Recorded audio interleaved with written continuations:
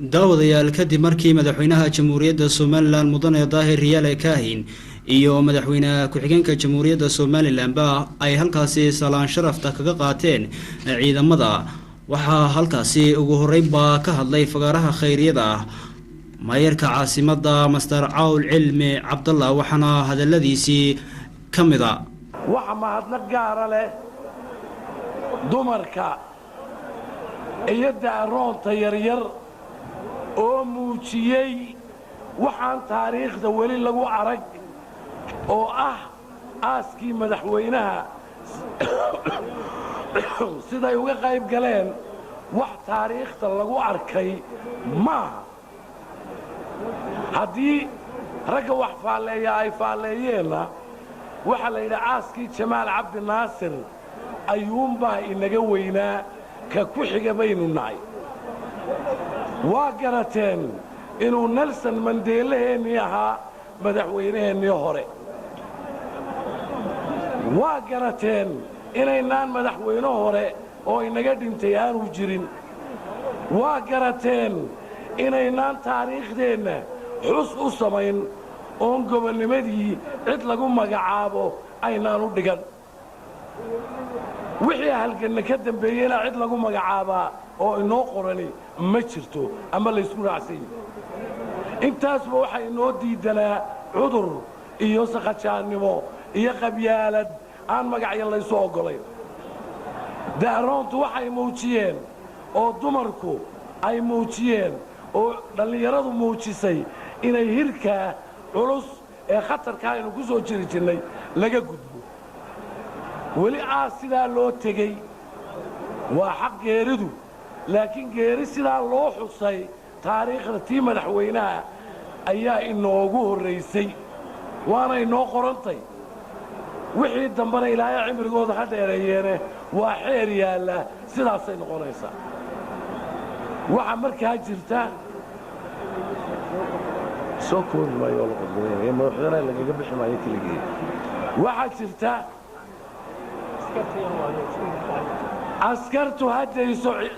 askartu shacbiga ha ixtiraamto wanaag ha tilmaantee budhkay lulayaan ha joojiyeen khudbaddaydu mana gaabna mana dheera laanno madaxweynaha ayuunbaa iga dambaynaya markaa in lagaga baxa maaha in yar baan taariikh yar maraya haddii hadalkoo dhan lagu sii daayo de waa dhib wey geeridii xaqa ahayd ee madaxweyne maxamed xaaji ibraahim cigaal madaxweynaheennii hore ee qafladda ahayd lama filaankaada ku timi waxay noqotay wax wixii lagaga faallaynayay ka duwan waxay noqotay haad qadiye haddaan dhallinyaradu haad qadiye garanay waxa weeye markii beeluhu isdili jireen ayaa laba beelood oo culculusi isdishay geeri badanina way ka dhex dhacday rag baa soo jeediyey waan waxba magiyayaynaan geline maanta haad qadiye ma ka dhimatullah calo waxa weeye waxay noqotay geeridiisii lama filaanka ahayd haad qadiyay noqotay cadowgeennu wuxuu filaayey oo uu ku talagalay inaynu iscunno inaynu kala yaacno inaynu qabaayil kala noqonno lama garanayn inaynu intaa nahay waaye arag iyo ruugcaddaa iyo rag dab ku soo gubtay oo aan la liicliicin karayn laynooma filay waxaynu ku hellay sharafti badan walaalayn ummaddii ay walaalowday cudur la'aan berbere iyo aaskiisoo loo jeestay waxay keentay bogsashiino weyn iyo boogo bukay ayay dawaysay noloshiisii wuxuu inoo qabtay geeridiisii waxaynu ka helnay ayaa ka qiimo badan ilaahay naxariistii jannaa siiyo waxa kale oo la filaayey inaynaan madaxweyne dooran karin inaynu dastuurka jeexjeexno inaynu sideediinni afar geed kala tagno cadow oo dhammi oo meel kasta joogaa iyo diiwaanadii cilmiga lagu qoraayey waynu baabi'innay oo waynu tirtirnay wax cusub baa inoogu qormay taana lama filayn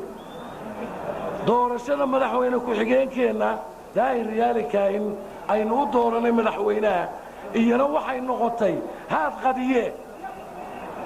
qadiye iyana noqotay midhkaa dhuuxa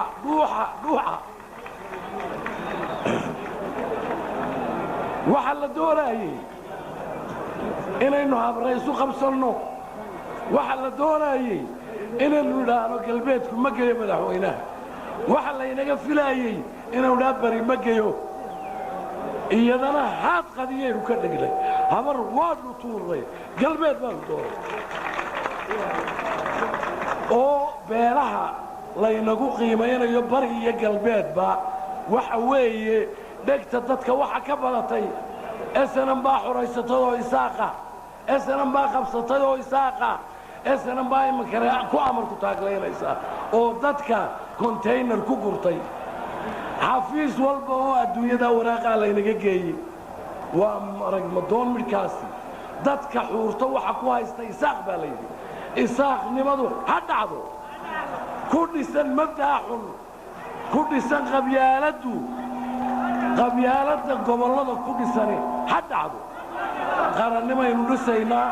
qarannimo aynoo xeeraa sidaasaa madaxweyne ku-xigeenkiina aynu madaxweyne ugu dhisnay oo aynu u dhiibnay dadkii xanta badan iyo adduunyadii inaga qoraysay ee lalahaa isma dhaafin karaan cidna uma dhiibi karaan waa taariikh yaro labaad oo hargayso fuulay qiimayn iyo xishmad ayaa la doonayaa inaynu madaxweyne cusub kula shaqayno iyadana waxa dhacday madaxweyne ku-xigeenkii ayaa iyadana ololo la qaaday waxa la bilaabay halgan culus in madaxweynaha haddii la doono ninba tala siiyo wax daacadina ku jira waxaan daacad ahaynina waa ku jiraan waana la ysku qabsanayaabaa la lahaa mar saddexaadkiina madaxweyne ku-xigeenkeenna ayaynu doorannay oo uu soo xulay madaxweynaha aynu xilka u dhiibnay kaasna waxa weeye wixii uu isagu soo xulay ayuunbaynu oggolaanaynaa wuxuu inoo garto ay inagu hoggaamiyaan ummade haddaan wax la hoggaamin aan tusaalayno aan la talinno waxay inoo go'aamiyaanbaa ayaa ummadnimadu ku jirta inu noqonaynaa anigu waxaan idin leeyahay saddexdaa goobood oo guul aan adduunyadu hayn ah ayaa soo hoyseen cid idinkula laba maaha shacbiga hargaysa ka boorame ka berbera ka burco ka ceerigaabo ka laascaanood iyo inta tuulay leeday idinkaa gartay taa maanta waxaa xorayseen oo dhab ahaan u xorayseen oo u muujiseen waxaynu nahay inaynaan rabar danka lahayn inaynaan gobol danka lahayn inaynu u jeedno qarannimo khasaaro badani ku soo dhacay inaynu dhidibada u taagno dariiqaa keliya uun baanaynu kaga bixi karnaa midnimaynu kaga bixi karnaa isjacaylka abuurteen ee berbere loo lugeeyey ee reer boorama u lugeeyeen ee reer saylac u buree u lugeeyeen dhallinyaraha loo batee waa inoo bartilmaameed aan weligee taariikhda ka baxay waxaan idin leeyahay laydiin abaalgudi kari maayo reer hargaysaana u sii aabba ah waa caasimaddii caasimaddu hadday bugto lama caafimaad qabo waa inoo caafimaad qabtaan waxaan idin leeyahay saddexdaa taariikha idiin qoran ayaa diiwaanka maanta inoo gelaya xeerna inoo ah midnimaana awooddeennu ku jirtaa qoloqolo kuma jirto gobol kuma jirto xisbi kuma jirto midnimo weeye Soomaaliland ha noolaato isbeddelkaa cusub ilaahay keenaynu samaynayna haynoo noolaado اعترافكي iyo aqoonsigiina jidka aynu marayno baa maanta kii hubaasha ah ilaahay sharaf iyo ciise ku manaysto waxaan leeyahay waa mahadsantii walaalayaal qalbigaysu wada fura iminkana waxaan ku soo dhaweynayaa madaxweynaheena mudane daahir riyaale kaahin utuma saxabka utuma niyada idinka noqoto daacadnimo idinka noqoto wassalaamu calaykum waraxmatullaahi wabarakaatuh كمي كوبية تبنجوري سوماليلاند كسو wareegtay la noqoshadii xorriyadeeda waxa jecelahay xooga ereya koobana inaan halkan idinka idhaahdo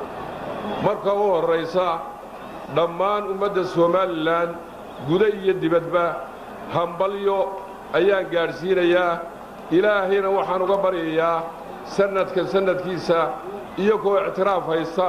oo barwaaqo ku nool inuu ilaahay na tuso ayaan ilaahay ka baryayaa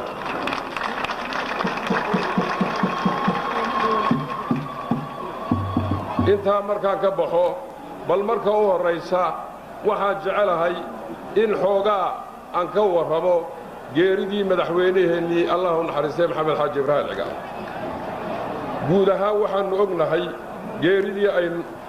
madaxweynaheennii aanu jeclayn ee 3 May 2002 hawl caafimaad iyo mid shaqaba u tagay Koonfur Afrika magaalada Pretoria inkastoo ay dhaqaatiirtu ku hawlanayd caafimaadkiisa dadaal badan oo xooggan ay sameeyeen haddana kuma ay guulaysan balse waxaanu ogsoonahay innagoo ku qanacsan in dadaal kasta oo bani aadan sameeyo aanu baajin karaynin qadarka iyo waqtiga taasina ay tahay awoodda eebbe ee ka baxsan shaqada insaanka walaalayaal anigoo qoraalkan ku koobi karayn oona ii saamaxayn waxaan jeclaystay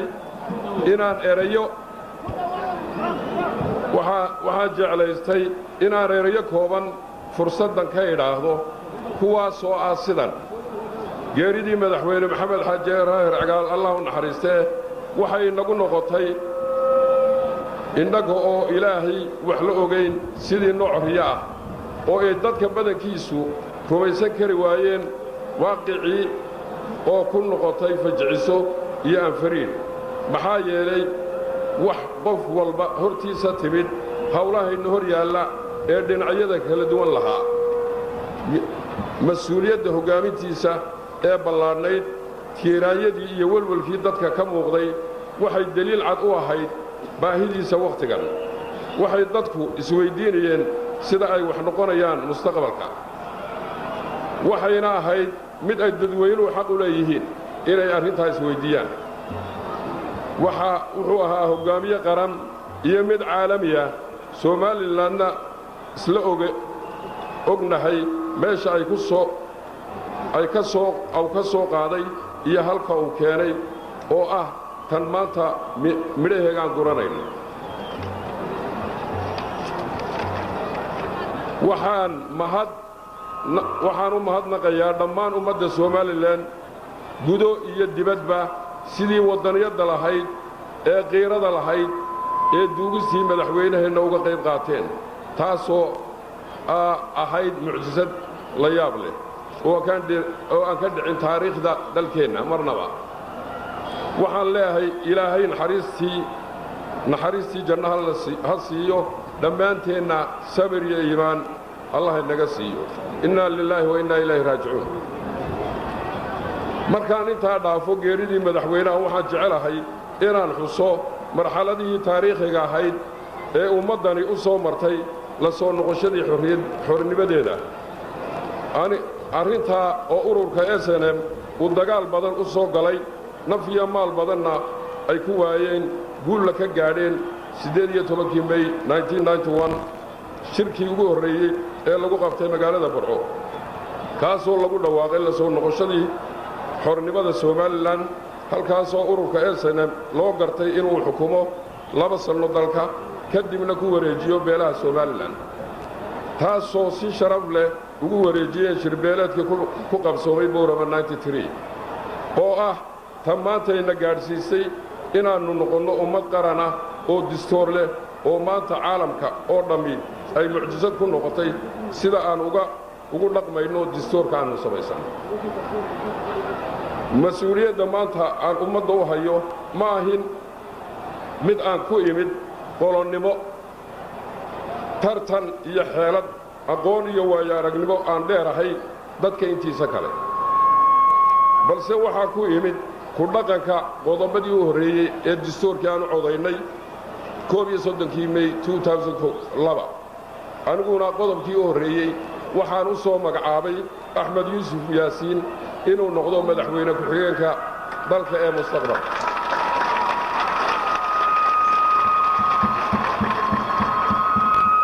anigoo sifooyin badan ku soo doortay oo aan ka helay golaha gudihiisa oo ninkaasi ku muuqday ayaan ku soo magacaabay golo kuma magacaabin jacayl aan jecelahay oo gaara iyo aqoon gaaran u lahayn kuma magacaabin laakiin muddadii golaha joogay qiimaynaan ku sameeyey ayaan ku soo magacaabay walaalayaal dhammaan ummadda Soomaaliland gudo iyo dibadba waxaan idiin ballan qaadayaa sidii aan ku dhaartay in aan idinku shaqeeyo si daacad ah hagar la'aan ah anigoo waxyaabaha aan culayska saari doono ay ka mid tahay gooni isku taagga iyo jiritaanka Soomaaliland noqon doonto mudnaanteeda koowaad waxaan kaloo ku dadaali doonaa haddii eebba yidhaahdo in maamulka dalka ka jira uu xuduudkiisa inta uu xuduudkiisu ku sugan yahay uu noqdo mid tayo leh oo si siman uga wada shaqeeya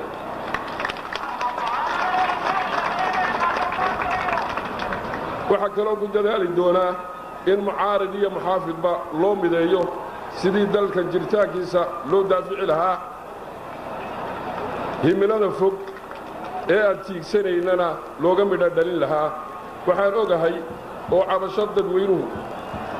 aad ugu badan tahay arrimaha garsoorka taas waxaan talo iyo tamar aan hayno waan isugu geynaynaa sidii garsoorka looga dhigi lahaa mid ummadda baahideeda si dhaba uga tarjuma meeshana ka saara cabashada cadaalad darrada iyo garsoorka waxaan shacbiga u jeedinayaa iyaga laftoodu inay noqdaan kuwa garsoorka arrimaha cadaaladda oo keliya ka raadiya oo aan laaluush ku bixin cadaalad darrada waxaa kaloo qorshe iyo barnaamij u dejin doonaa siyaasadda dibadda sidii uu dalkani caalamka uga mid noqon lahaa ictiraafna u gaadhi lahaa iyadoo cid kasta oo aqoon u leh lala kaashanayo oo tala ka bixinaysa waxaa kaloo waajibaadka iyaga ka mid noqon doona in dakhli ururinta dalka xoog la saaro musuq maasuqa iyo ku tagrifalka ummaddana lala xisaabtamo ciddii ku gaftana sharciga la horgeeyo waxaa kaloo ganacsatada Soomaaliland u soo jeedinaya iyaguna inay noqdaan muwaadiniin xalaal ah oo cashuurta bixiya waxa weeyaan cashuurta waa mudnaanta koowaad ee ninka muwaadinka ah inuu cashuur bixiyo noqdo weeye iyaguna waa inay sidaa noqdaan dhammaan shaqaalaha u shaqeeya kastamada iyo furdooyinka waxaan ku amrayaa oon xusuusinayaa inay dadka ay u adeegayaan ay ogsoonaadaan inay shaqaale u yihiin